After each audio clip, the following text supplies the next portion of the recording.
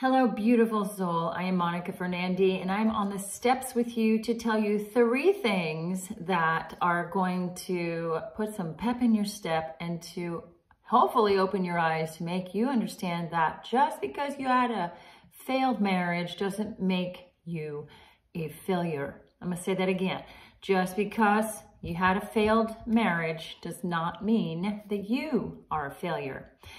Whew. Now, we have a choice each and every day, first of all, to choose to be the victim or to be victorious and move it forward in our life and in our story.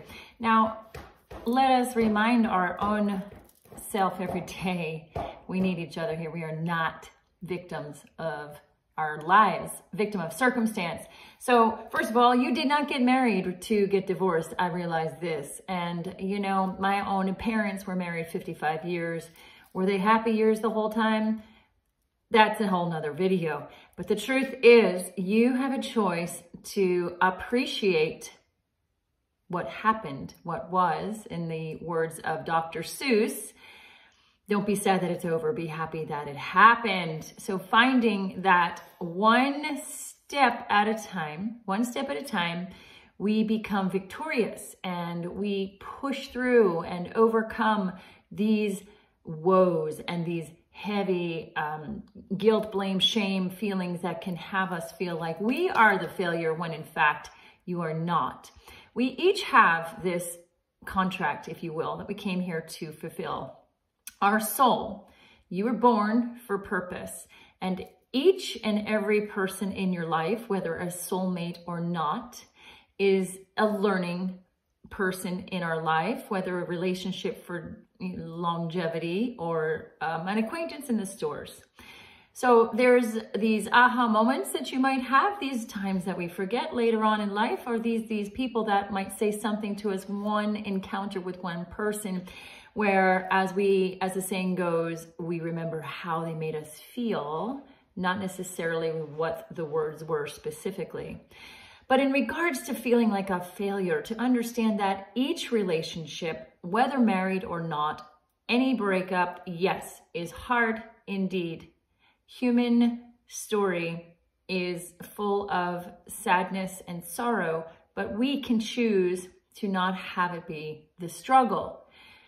Any dis-ease, any discontent, any disharmony in relationship is a disconnect, right? And so let us get congruent and in harmony and take the step towards healing, whether that is in a dis-ease or, you know, even a dysfunctional relationship.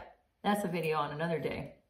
To understand that you have the power, one step at a time, to make a choice and to put yourself in a state and recall a moment of joy within that relationship, whether it's toxic now or not, and to put yourself in that steady state to understand that that relationship is now thrust your soul and your contract forward into its next purpose.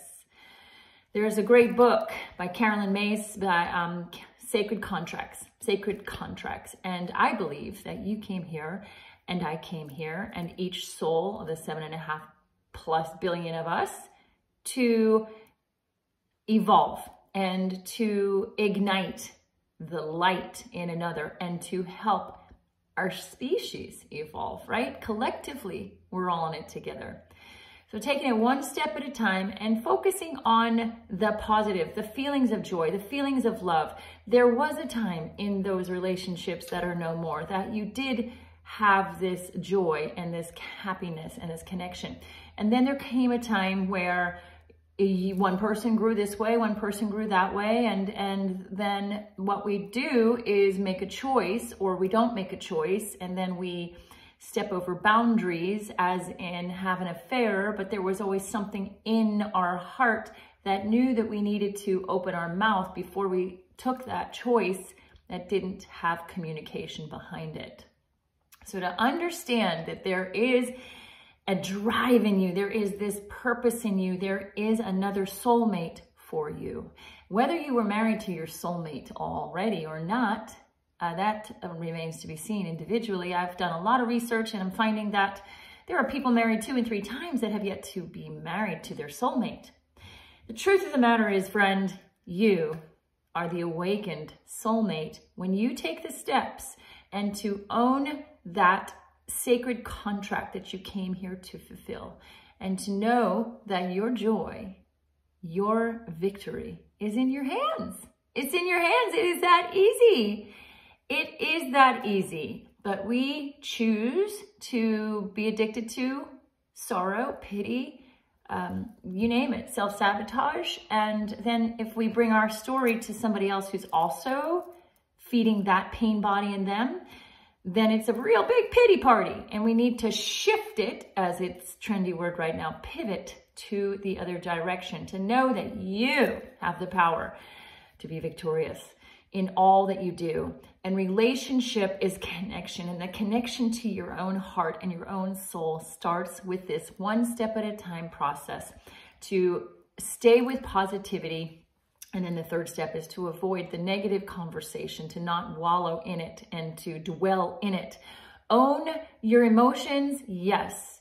Be with the feelings, feel the feels, yes. But know that you are not a failure. Give yourself a timeout, 5 minutes of that feeling, and then take the next step up, and let's get a higher consciousness, waking up every day to the bliss and the joy that you were born here, no matter what drama and story is going on in your soap opera life and your love story that's not the way that you thought it was gonna be.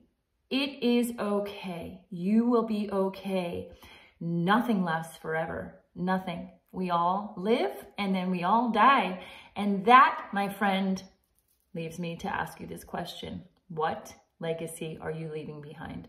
What love, what vibe, what juicy, loving you are people going to remember? And it starts with you, and it starts with a choice right now, beautiful soul, to shift it instead of victimhood to victorious. Now I have a masterclass that I'm going to be posting soon, and you'll learn the 5 easy steps to go from victimhood to victorious. Easy sometimes takes work, right? Are you willing to do it? You are not a failure.